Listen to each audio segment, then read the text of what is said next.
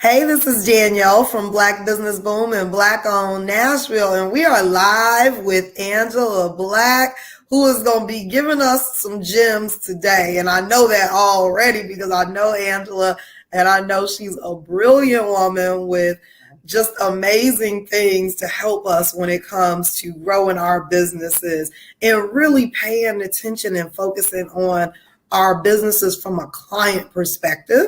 And we know that some Black business owners have had some challenges in this area. So I really thought that it was important to have Angela come and join me and for us to talk about some mistakes we may be making that are keeping us from making money. Because if you ain't keeping the client and the customers happy, you're losing money.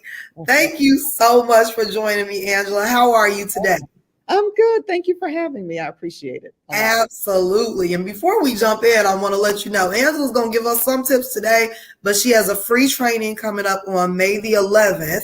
I've already included the link for you all to join in the caption. So make sure you hit that link and register for the free training where you'll get all of the tips. But she's going to give us a little bit today. So let's jump on in, Angela. Let's talk about it. And before we get into the tips, tell us just a little bit about your background. Okay. So I've got about 25 years of sales and customer service experience. I was trained initially by Pfizer Pharmaceuticals. We went through 2 months of rigorous sales training where they put us up in a dorm and everything we said was videotaped, and they showed the videotape to the class and got feedback from the class. That's how strenuous the training was. So that type of sales training has lasted with me throughout my career. And I've done extremely well with sales. I've won a lot of awards and been promoted a few times. I've trained a lot of reps in sales and customer service, and I've been a manager of reps as well. And my last corporate position, I was a director of accounts. And I was responsible for creating standard operating procedures, or SOPs, which you will hear me talk about a lot, for the company that I was working for, and training the employees on how to provide concierge level customer service to our $30 million client. So I was laid off for the 4th time in my career not long ago. And I decided, I'm just going to use all of this expertise that I have, all of this knowledge, all of the training that I've had, and create a consulting firm where I teach small businesses how to increase their revenue through sales and customer service. And I've found that a lot of businesses think that it's a headache. They know it has to be taken care of, but it's a headache for them. So I want to take the headache away. And that's what I do. I focus mainly on minority-owned businesses. My focus is definitely Black-owned businesses because I've been an entrepreneur several times. This is not my first time starting a business.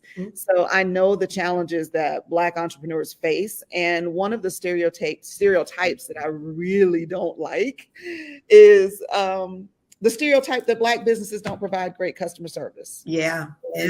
It frustrates me because we can make one little mistake and people say, oh, I'm never going back to them. I tried to work with the Black business. I could. Girl, it's not even I'm not going back to them. It's that I'm not shopping with Black-owned businesses anymore. Yes. It's so ridiculous. Like, that's one of the things that just burns me up, that I'm like, this one business does not represent all of the businesses.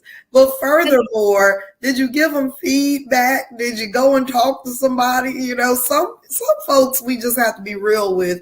They just don't get it and they won't get it, and that's fine. But there are others that just need the feedback so that they're able to grow. Right. But I also think that as Black business owners, we know about their stereotype already, right? We know who we're fighting against. So we need to position ourselves to already get ahead of it. And we need to not be so reactive when things happen. We need to figure out how do we be proactive about how do we put the things in place we need to stop these situations from happening. And that's on all levels of business, from the lady who's doing your hair to, someone who's building a scalable tech company.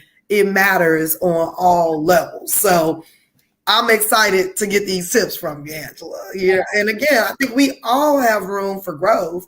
No matter how well we think that we're doing in this area, we all have some room for growth. So let's jump on in and talk about what's the number one tip no, don't give me the number one, but give me a tip. I'm like, because I know you're going to give me the number one on the free training that you're having on the 11th. So give me a tip, something that we can be doing that's simple that may increase the customer service, the level of customer service at our business. Oh, there's so many. If I had to choose, I'm going to give you two. I'll give you two. One is just do what you say you're going to do when you say you're going to do it. Point blank, period. I think one of my successes, one of the reasons I was so successful as a sales rep is when I say I provided concierge level customer service, what I mean by that is if someone asked me to do something, they didn't have to worry about it. They knew it was going to get done, and they knew I was going to do it before I promised that it would get done. Mm-hmm. So I would somewhat under promise and over deliver, right? Mm-hmm. So I might say, okay, I'll get this done. Today's Friday. So I might say, okay, I'll get this done for you by Tuesday, but I'd have it done by Sunday night. You know what I mean? And it impresses them. It impresses your customer when you say, hey, I'll get this to you, and they get it before you say you're going to do it, or it shows the customer that they're important and that, hey, wow, she really did do this quickly for me. And she did a good job on top of that. Not that it was done sloppily and quickly, but it was done very well and quickly. Yeah. So I think one of my first suggestions would be just do exactly what you say you're going to do, or do more than what you say you're going to do when you say you're going to do it, or even before you say you're going to do it. As business owners, it can be difficult. That can be difficult. I feel like it's one of the things that's more, easily said than done. And a lot of times we may have really good intentions and something just kind of falls apart and we're unable to fulfill that commitment. So what tips do you have for us when that happens, or to avoid that happening? To avoid it, if there's any way, one of the things that Black business owners, I think one of the reasons we have that stereotype that we don't provide great customer service is that so many of us are doing it all by ourselves, right? We're solopreneurs, and we're trying to handle the marketing and the sales and the customer service and the operations and answering the phone and, getting the orders and so on the thing. Yeah. Right. Yeah. All the things. And that's too much for one person. So if there is any way you can hire someone, a virtual assistant, an assistant, someone to help you. Get an intern. I mean, there's a lot of different options. Yeah. Fiverr, like I've used Fiverr a lot. Anything that you can do to take some of those tasks off your plate that would allow you to have someone who's responsible solely for your customer relations. I've been preaching this because if you could have somebody whose only job is customer relations, then that takes that off your plate. And that person is responsible for making sure that these tasks are done at a certain time. That's the first thing. But if you can't afford that, I get it. A lot of us can't. The other thing is you've got to be organized. You've got to be organized with your time. You've got to be organized with your tasks. And I have clients, one of my, remember I said, this isn't my first time starting a business. So I used to be a professional organizer, and I helped people get rid of clutter. And one of the main jobs that I would always have is helping people organize their office space, right? And I found that a lot of business owners had very cluttered office spaces. They have papers everywhere. They say they know where everything is, but they really don't. And then now with that, when I was a professional organizer, it was like 15 years ago. So it was a little bit different than today's office space. Today's office space may not have as much paper. There's still a lot of paper, but there's a lot of email. So there's a lot of folks that have thousands of emails in their inbox. So when a customer emails you with a question or a complaint, it gets buried under all of that the clutter in your inbox. So you've got to be organized with your papers. You got to be organized with your email. And if you see that you're not going to be able to provide a service or a product at the time that you said you were, just be proactive. Let your customers know. There's stories of, and I won't say any names, but there's news stories out there of businesses who were overwhelmed by the number of orders and just sat quiet and didn't say a word to the customer, didn't tell the customer, hey, listen, we were overwhelmed, thankfully, with all of these orders. We're going to need a little bit more time. Say something. I was at Avis recently because I was doing some traveling and I got a rental car, and the line was very, very long. At Budget Rental Car, there was nobody in line, but at Avis, the line was really long. And one of the ladies that was signing you in to get your car, every once in a while, like every 10 minutes or so, she would stand up and make an announcement. And she would say, ladies and gentlemen, we really appreciate your business. We're so sorry that it's taking this long, but we're really short staffed. We've got our managers out there driving cars up for you because of the short staff. So if you could just have patience with us, please just understand we're working as fast as we can. That alleviated everybody. I mean, yeah, we're still frustrated that we're having to stand in this long line, but at least we understood. Absolutely. It definitely makes you feel better. Just to even know what's going on makes you feel a little bit better. I mean, I absolutely agree with that. I've been in situations where at least you get the email like, we're working on it and, it's going to take us a little bit longer. And again, I think we all have room for growth, I think, in any sort of business. And so talk to me a little bit about your thoughts on that, because some people think that, in my business, or I don't, this doesn't matter as much in my type of business. Are there any sort of business owners that shouldn't care as much about having SOPs and things like that when it comes to client relations or customer service? I mean, if you're a business that doesn't care whether or not you're getting new customers in and old customers are leaving out the back doors as soon as you're getting new ones in, then sure, but I think every single business, and this is something I think a lot of business owners don't think about when they're beginning to build their business. They know that getting customers in the door is important, right? Because otherwise, if you don't have any sales, if it's a service-based business or product-based business, it doesn't matter. If you don't have any sales, you're not making any money, right? So you got to get the customers in the door, but have you planned on how you're going to keep them coming back? How are you going to get the repeat business? How are you going to get referrals from them? There are ways that you can make your customers your biggest sales reps. Absolutely. Right. And I can teach you those ways. There are ways you can do it. And it's so much. One thing as a marketer, I tell folks that, it's 5 times more expensive to get a new customer than it is to keep your existing customers coming back and spending more money, right? And so not only do we want them to come back and spend more money with us, we want them to become brand champions, brand advocates, and tell everybody about our business. Right. And so I love that you mentioned that you can give some ways that business owners can easily implement systems and processes that we don't like to talk about. Those are not the sexy words that we like, but those are the things that we need to keep those clients happy and turn them into those brand advocates and go get us those referrals. That's right. And what I like about having the systems and procedures in place, see, the reason people think that sales and customer service is a headache is because they haven't planned for it. Right. So when a situation arises, then they got to think, oh, what do I do? How do I handle this situation? How do I handle this difficult customer? Or how do I try to get people to come back? And they think about it, but then something else comes up and it goes out of their brain. Right.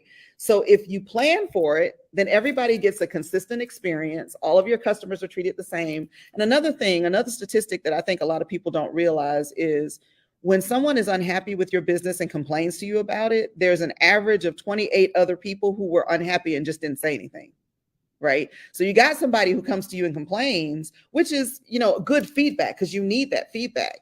But think about it. There's an average of 28 other people that just said, oh, forget them. I'm never going back, right? So you are providing great customer service, and you may be, but are you sure that you're providing the service that your clients, your customers need? And not only that, we know that folks can't wait to take to social media these days to tell about an experience they had, especially with a Black-owned business, which then turns, I have seen these posts and there's so many folks that are like, I'm not going. Well, I was thinking about going, but I'm not going now just based off of one person's experience. That's right. So that is so important and key that we pay attention to these things and that we put the operating procedures and the things that we need in place up front, again, being proactive versus reactionary in these situations. So tell us a little bit about what we can expect from the free training. So the training is titled 4 Critical Mistakes That You're Making That Could Be Blocking You from Reaching 7 Figures in Your Business, right? So I'm going to teach you how important it is to do these plans and what it means to plan, right? And how you can plan. And then also how to make your customers come back, how to make sure that they're happy. How do you make sure they're happy, right? Do you know they're happy for sure? And then how do you know? And then how to make sure that you've got some customer loyalty and how to reward those customers for the customer loyalty, right? One of the things, like, people get on a bandwagon and people send emails and they'll say, one of the things that I'm not a fan of is when you go to a website and within 5 seconds a pop-up pops up and it says, join my email list for 10% off, right? Well, in my head, I'm already thinking, well, tax is like 6%, so I'm only saving like 4%, right? So that's not enough incentive for me to give you my email, because I don't like a lot of emails. Remember, we're talking about, so I'm not a fan of that. But somebody did it. Somebody else saw it, and everybody was like, "Ooh, that looks like a good way to show customers that we appreciate them. Let me give them 10% off." That's not enough for me. But did you ask me? Me, to keep me coming back? So there are things that you can do to find out all of that, and we'll talk about that during that training. But my goal is to help you see that there are 4 things that you're making mistakes, and if you make those mistakes, it's going to take you longer. You could probably get to 7 figures. It's just going to take you longer. And if you get these things under control, then you can get there faster. I love it. I'm super excited about the training. Me too. Just love what you're doing. Love that you are prioritizing customer service and client experience in the Black community, because we know, we're not going to act like it's not a thing. Like, I'm a Black business champion and I love that we are, out here building businesses, but we're not going to act like this is not an issue in our community. And again, a lot of it goes back to the fact that we are doing it all ourselves, right? And so I try to give grace where we can, but it's time for us to step it up, take it to the next level. I'll be there because I know that we all have room for growth, including myself and the team at Black Business Boom. So I am excited to be there to catch these 4 mistakes, because I'm probably making 2 to 3 or all 4 myself. So super excited to be there. The link is in the caption. So make sure that you hit that link. It's a completely free training. Show up, get these tips, find out what you can be doing to be proactive about making sure that your business is positioned to go to 7 figures. And that's where we all want to get there, to that 6, 7, and 8 figure revenue annually. But we have to make sure that we have these things in order first. Thank you so much, Angela. It was wonderful learning from you today. I look forward to the training. I appreciate you so much for coming and speaking to my community about the things that we can be doing to elevate our revenue, and then inviting us all to the free training on the 11th. Thank you. No, I really appreciate your time and effort as well. And, I look forward to seeing you on the training, and whoever else of your group that wants to join, I look forward to see them as well. So absolutely. Thank you so much, Angela. Have a wonderful